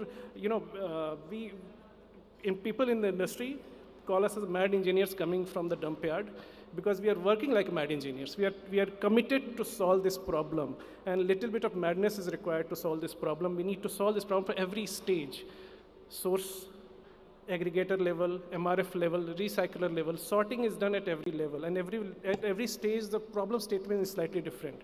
We have solution for it, and it is completely made in India. We would like to explore the possibility of interacting with each of you. Thank you. Thank you, Sandeep. Thank you. Every time, anybody ever goes to Ahmedabad, please do visit his plant. I'm seeing him for the last 4 years, and every time I get to meet him, I see a new way of life, which he's infusing into the ecosystem of plastics. So I think, Shivam, we might have to see how the standards need to be brought on, that the effectiveness remains to be there. And Sandeep Patel, who is sitting there, I take pride in when you introduced him to me first time. So ladies and gentlemen, thank you very much. Amit, coming to you. Amit, you are a very experienced man, and you have touched base in the ecosystem of plastics, creating action, awareness in your number of avatars which you have been doing over your last 30 years. Now, how do you see the informal sector role first, and then how do you see what changes need to be brought in the present system which will benefit?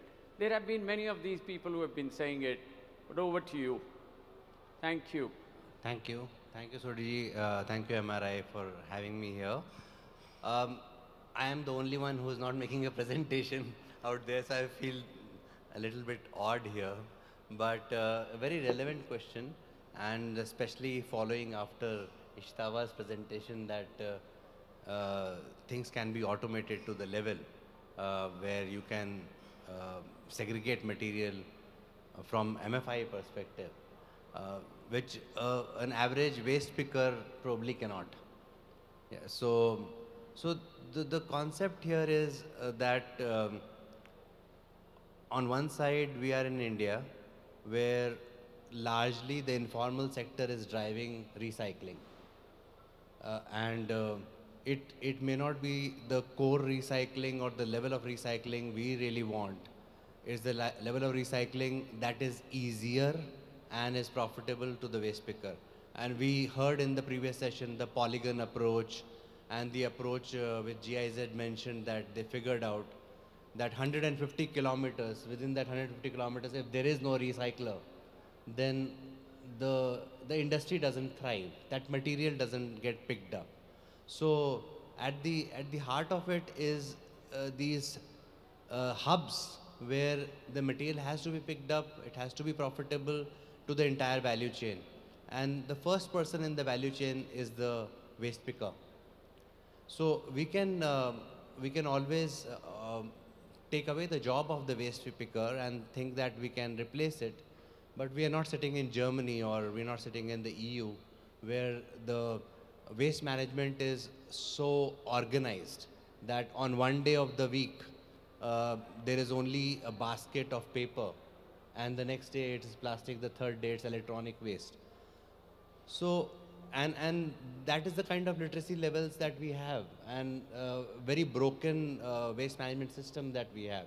So the only thing that works in this entire waste management system is that everyone in the value chain gets little bit of a reward. Everyone does get that reward and then only the material flows. Replacing that, the current system of waste pickers and the informal sector in the immediate future doesn't look feasible, although it is also very much in demand that high quality segregation happen. So because the rules on plastic waste is not only for PET, that you have to bring in food grade PET or you have to have this much percentage in category 1 to be replaced with recycled plastic. It is for all categories. It is going to come in MLP as well. It is going to be in category 2, which is also a flexible plastic, which is very difficult to distinguish by a waste picker. So my opinion is that this transition is going to be slow, but this transition can be an educative transition where waste pickers, like in electronic waste in 2012, they were educated that these are the things that you have to be careful about. There were a handful of companies and they were, this sector was small but very profitable for electronic waste sectors, because you could get from a laptop a battery and few chips and few other things. So this market was pretty organized in terms of picking up things back from the consumer. In the case of plastic, generally it is low value plastic, and that is what is a little bit difficult. But what will accelerate this growth is that every industry, whoever is complying, there are 3,000 recyclers and there are about, let's say, 2,000 brand owners right now. But even these 2,000 brand owners command a large amount of replacement of plastics.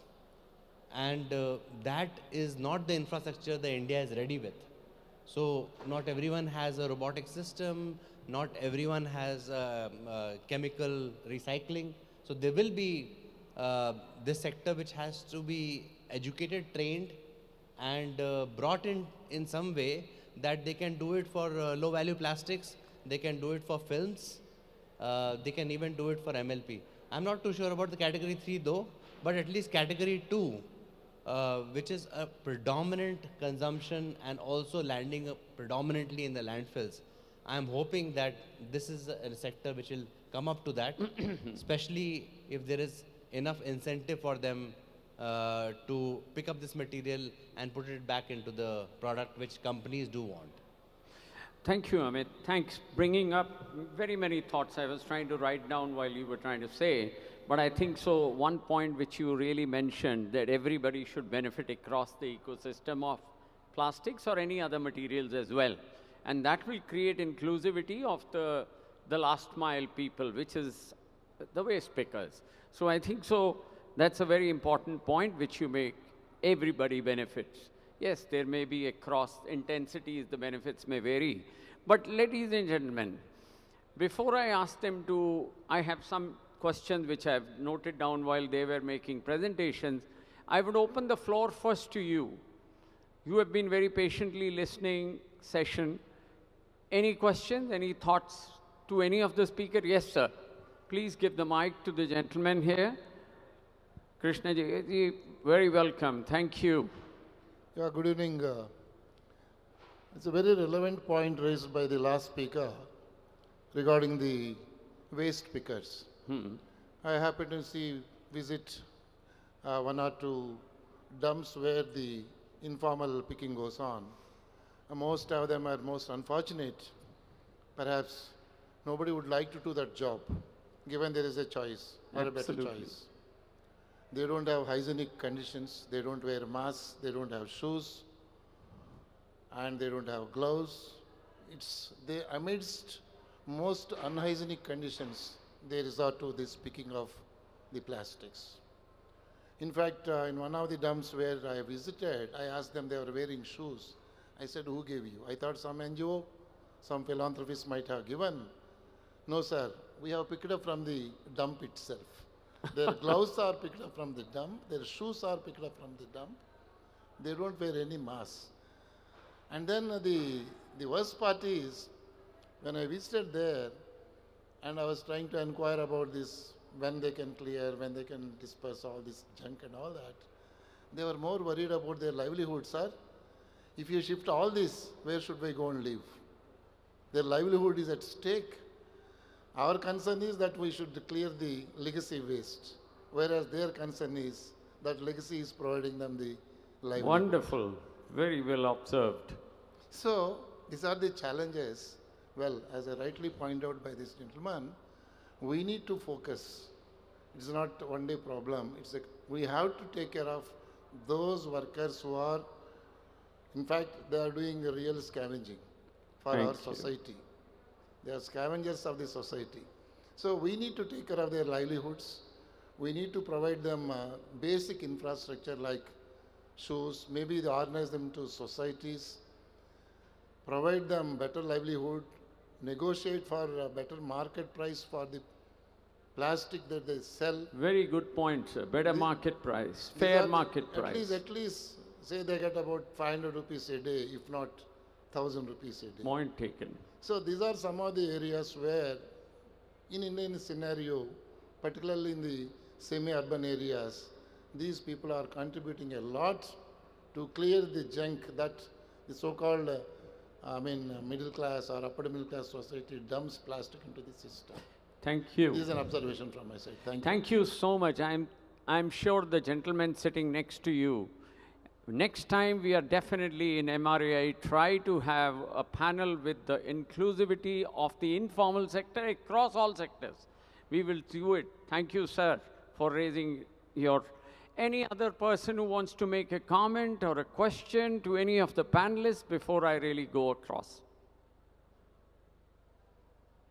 Not as yet.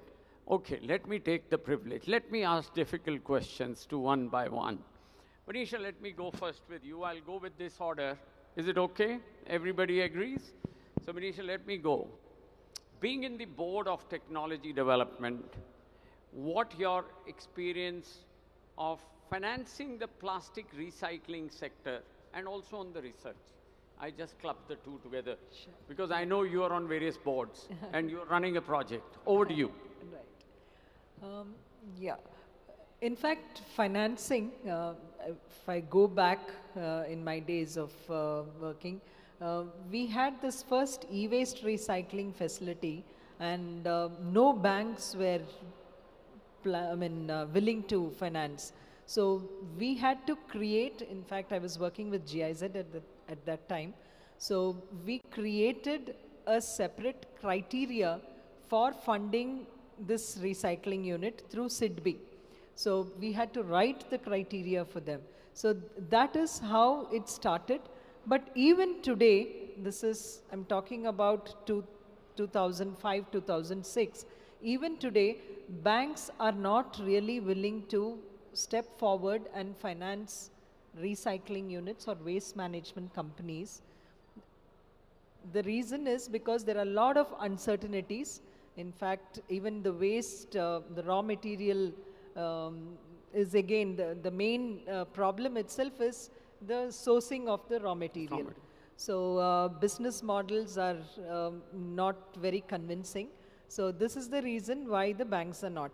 So this is where Technology Development Board, which is a government funding source, which has come forward. The only catch here is they will not fund any service providers.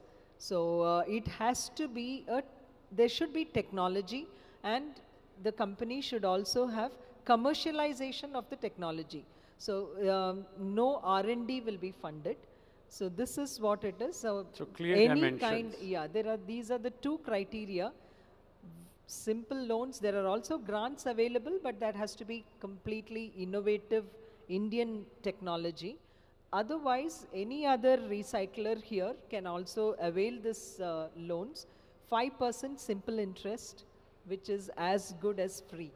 So this is thank what you. it is. Thank you, Manisha. Yeah, and the second question of research. This again is very important, because what we have realized, because I am in the research council of CSIR, and I have seen there's so much of research which is going on in the premier research institutes, even including IITs. However, what is happening is there is a lot of theoretical activity which is being done. To scale it up, they actually have to have dialogues with industries. And there is a major gap here. And whatever industry requires, because there are certain asks by the industry, that is not actually getting reflected in the research which is conducted. So even today there is a major gap, and this is why our research ecosystem is not very robust. Okay, there are two students here whom I met. They are from IIT Kharagpur. I'm sure they're taking notes of your words. Yeah. Thank you, So Manisha that's ji. why such kind of forums, what I would encourage is, if the More academia, students, more academics, more IITs, more next and time. they have dialogues with the industry here. Because Let's push it next recycling, time. yeah, Next recycling time, panel industry- for the students and the academics who really want to, and pitch people like BIS and for the regulators and for the policy makers across. Thank you, Manisha ji, for giving your thoughts. Shivam, you have been very open, very forefront, and so is the government, you know. And we could see all the government in this whole 3 days very actively participating. Now, what do you see that what are the standards in your own thought process which you like to see happen? Something must be compelling you that I have to do this. Sir, talking about standards, we have many subjects on which we have to formulate a standard. Excellent. So if I have to give you a data, currently in BIS we are having around 23,000 standards. And if we talk about China, we have more than 1 lakh standards. 23,000 India has and China has 1 lakh. More than 1 lakh. Russia has more than 60,000. So yes, there is need to have more standards. Currently what we are having is standards for resins, but we have a very few standards which are talking about final products. So what our aim is now to focus on the products for which we can make a standards. And yes, about recycled materials, we are trying to make some standards. As mentioned by Prashant sir in the previous session, that we are working on the material for that can be used for food contact application for rPET.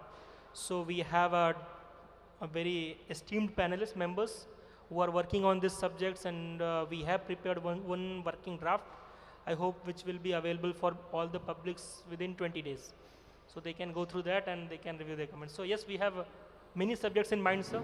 We are working on that. We are identifying experts who can help us to formulate those subjects.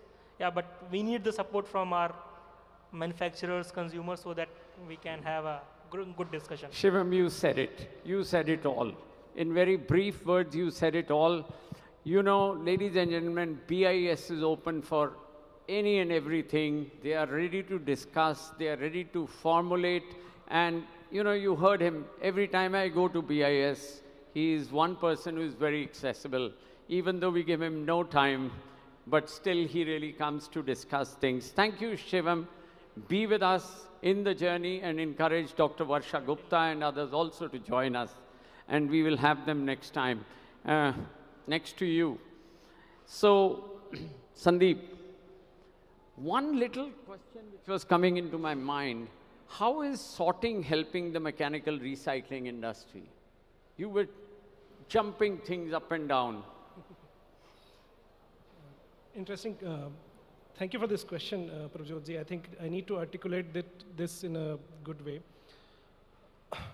When we talk about circularity and when we talk to brands that brands need to adopt recycled material, 94% of the recycling done in the world is mechanical recycling. In India, possibly the number is 99%. So mechanical recyclers need to produce a quality which brands can adopt. Brands will not adopt inferior quality pellets for their packaging. So recyclers need to up the game. Mechanical recycling need to produce a quality which brands can adopt. And very important aspect of getting a good quality output from mechanical recycling is providing well purified input feed. And that is where sorting is very critical. Okay. Earlier the requirement was maybe when you're producing down cycle based product, slightly mixed properties, etc. were okay. But when you are going for circular economy, you need to make sure that a refined input is going, and this requirement itself is changing. If you're producing food grade pellet, you need food grade input feed coming. If you're producing for cosmetic grade, you will need to ensure that pesticides or other chemical things are not going there. Earlier, it was a very stiff and difficult task, but now we have technologies which can do that. Which can do that. Yes. So thank you, Sandeep. Thank you very much. Amit, you really lent the way. You aroused the thought process for the waste pickers. Anything other than that you want to emphasize which needs to be taken note of? I think the plastic waste rules are very progressive. I think that is the driver for many of the things which is happening in the industry. I think EPR in general is a way to promote circularity, and we are seeing this in paper, metal, and next year we are going to see it in clothing, in textiles. So from the policy point of view, I think everyone is happy that there is a way of bringing the materials back. It's just the pace of it and sometimes the frustration that brands may have that they don't get high quality recycled material and then they have to continue using virgin, or they can't allow certain quality to pass through in their packaging.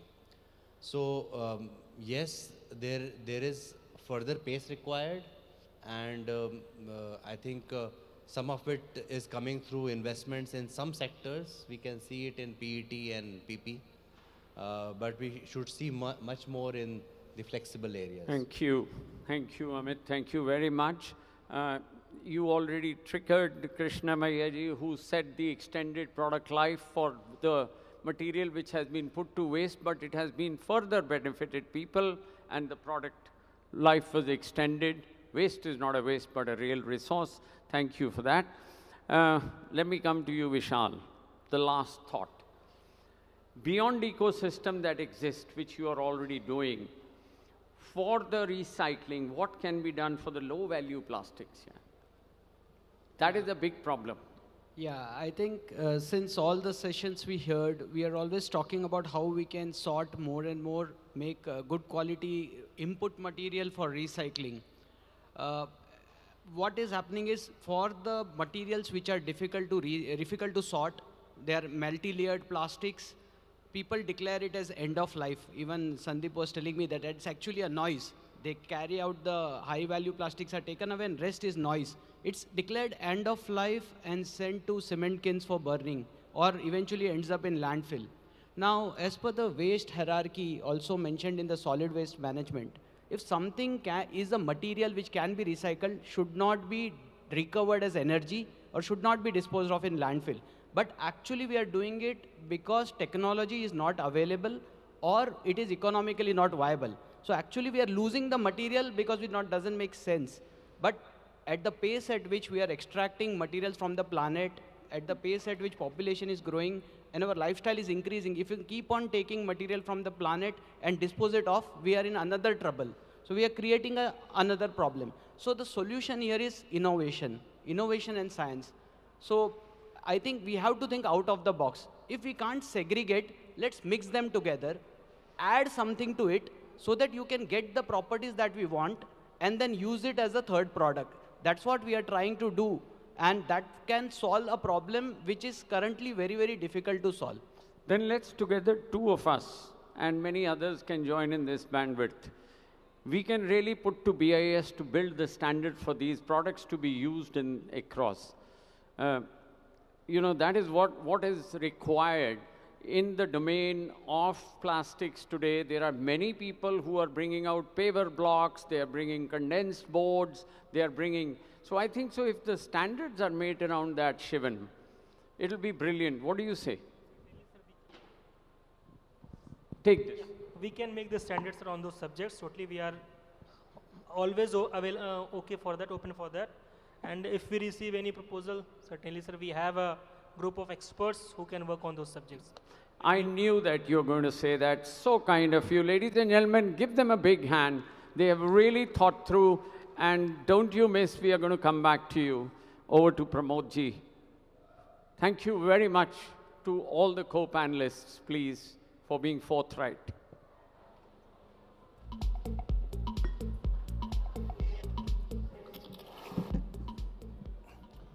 Thank you very much. I request attendees, give them a big round of applause. It was a very insightful and then knowledge-driven session which talks about the standards as well as the recycling hub, as well as the innovative products and as well as the policy changes, what they require, what they expect from all of us. So it was a really, with this we are ending this session and this 12th IMRC 2025 on a positive note, saying that we need to remain more responsible towards our nation as well as our Mother Earth. And with this, we are ending this over here. So I request Dr. Krishna ji, who it's really a privilege to be having with us today to ending this session. We request Dr. Krishna ji to do the honors, and then to our distinguished panelists, it was really happy to see you over here, and that will be great for all our distinguished panel who have spent their time, as well as you have also gone through all the session. It was definitely, yeah. Okay, please sir, please sir, please sir. Thank you. I think my friend Amit ji has raised a very important point. And also Vishal has given a wonderful solution in terms of unwood. Now, my request to my friend Amit from the Ministry of Environment, right? You are not, another Amit, okay. These where integration of various government departments has to happen if I have to protect environment. I'll cite an example. The Ministry of Human Resources, they support all the state governments as well as various institutions, IITs, IIMs and all that. They can take a decision. Whenever they buy new furniture for the schools and colleges, they shall not use any wooden material. Instead, use plastic benches. That makes a lot of sense. We are promoting reuse of plastic. At the same time, we are preventing cutting of woods. So this kind of inter-ministerial integration ideas have to flow. Henceforth, if a decision is taken by the ministry that they no longer use the wooden benches, instead you go for recycled material, there's a solution there. So solution for the pollution exists there. Thank you. So thank you very much, sir. Dr. Krishnaya, Chairperson of the Andhra Pradesh Pollution Control Board. We request Dr. Ji to honor our distinguished guest. Dr. Shivam Devadi. Dr. Shivam Devadi, Member Secretary, PCD 12, Plastic BIS.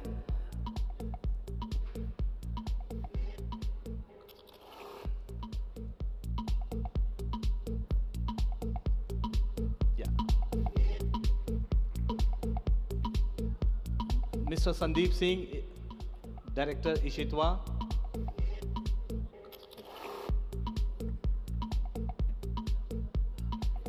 I also request Naveen ji to be on the dais, please.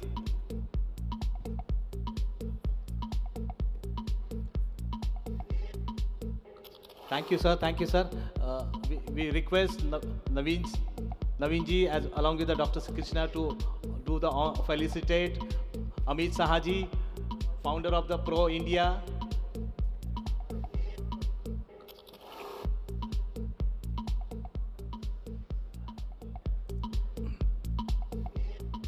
We request sir to felicitate Vishal Mehta ji from the Steer, Bangalore.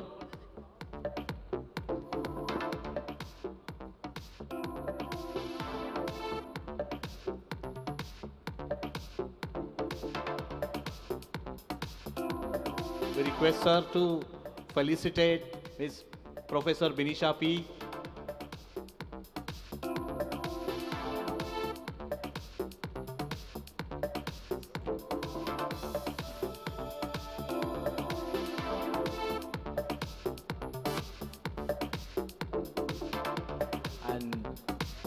Last but not least, we request sir to felicitate our advisors, Prabjot Sodhi ji, for making this presentation, for making this session more insightful and knowledgeable to everyone. Thank you so much, sir, for.